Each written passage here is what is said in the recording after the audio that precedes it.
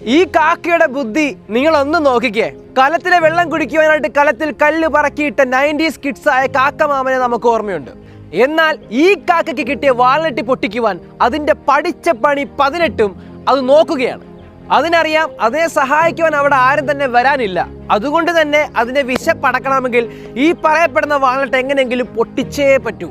എങ്ങനെയെങ്കിലും പൊട്ടിച്ചേ പറ്റൂ. അതിന് പല പല ശ്രമങ്ങളാണ് നടത്തുന്നുണ്ട്. നിങ്ങൾ ആദ്യം കണ്ടു, അത് ഭയങ്കര മോളിൽ നിന്ന് ഡ്രോപ്പ് ചെയ്യുന്നുണ്ട്, താഴെ വീണ് പൊട്ടാനുണ്ട്. പക്ഷെ അത് പൊട്ടുന്നില്ല. പിന്നീട് ചുടുകട്ടകൾ വെച്ച് ഇങ്ങനെ തട്ടി അതിൻ്റെ പുറത്തിട്ട് പൊട്ടിക്കാൻ നോക്കുന്നെങ്കിലും വിഫലമായി പോവുകയാണ്. പിന്നീടാണ് നമ്മളെല്ലാവരും ഞെട്ടിച്ചുകൊണ്ട് കാക്കയുടെ ആ ഒരു ബുദ്ധി നമ്മൾ കാണുന്നത്. കാരണം ഈ കാക്ക പിന്നീട് ആ വാൾനട്ട് പറക്കിയെടുത്ത് നടു റോഡിൽ വണ്ടികളൊക്കെ പോയിട്ട് കൊണ്ടിടുക.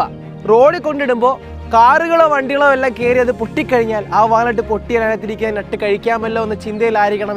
ആയിരിക്കണം എന്നല്ല, അങ്ങനെ തന്നെയാണ്. കാരണം നിങ്ങൾ ഈ വീഡിയോ കണ്ടാൽ അറിയാം, വണ്ടി ആദ്യം പോകുമ്പോൾ കയറുന്നില്ല, പിന്നീട് അഡ്ജസ്റ്റ് ഒക്കെ ചെയ്ത് വീണ്ടും നടുക്കിലേക്ക് കൊണ്ടുവെക്കുമ്പോൾ ഒരു വണ്ടി കയറിയത് പൊട്ടുമ്പോൾ തന്നെ ഈ പറയപ്പെടുന്ന കാക്ക വന്നിട്ട് അതെടുത്ത് കഴിക്കുന്നത് കാണാം.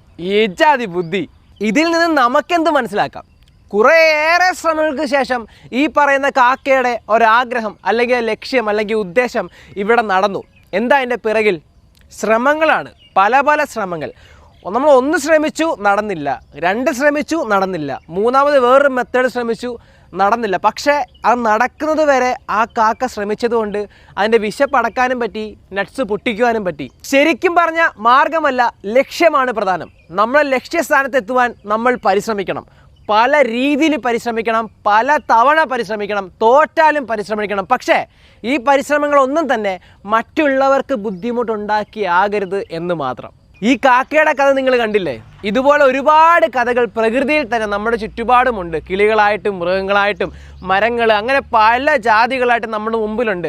അവരെ പരിശ്രമങ്ങൾ നമ്മൾ കാണുന്നുണ്ട്, അത് വിജയിച്ച് മുന്നോട്ട് പോകുന്നത് നമ്മൾ കാണുന്നുണ്ട്. ഇതൊക്കെ നമുക്ക് ചുറ്റും കൊണ്ടിട്ടിരിക്കുക എന്തിനാ? നമുക്കൊക്കെ മോട്ടിവേറ്റഡ് ആവാൻ വേണ്ടിയിട്ടാണ്. ഇതൊക്കെ നമ്മൾ മോട്ടിവേറ്റഡ് ആവുക, നമ്മുടെ പരിശ്രമം തുടരുക, വിജയത്തിൽ നിങ്ങൾ എത്തുക തന്നെ ചെയ്യും.